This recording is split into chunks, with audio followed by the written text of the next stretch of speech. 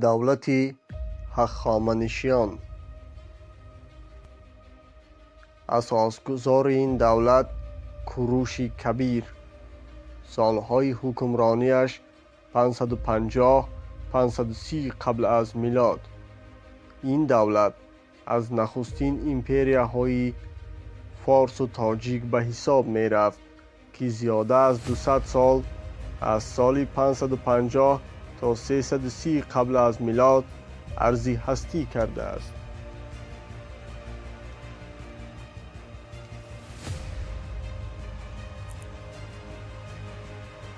این ایمپریا از 20 ولایت عبارت بوده حدودهای مصر، آشور و ماد را در بر می گرفت. امپراتوری هخامنشیان در 3 قطعه عالم اروپا، آسیا و افریقا پهن گردیده بود.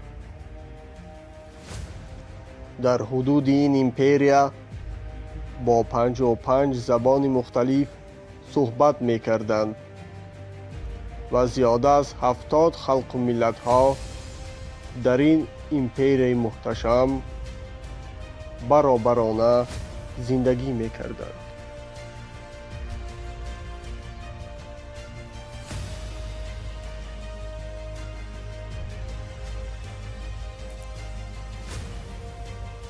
آخرین نماینده این ایمپریای بزرگ جهانی دارای 3 می باشد.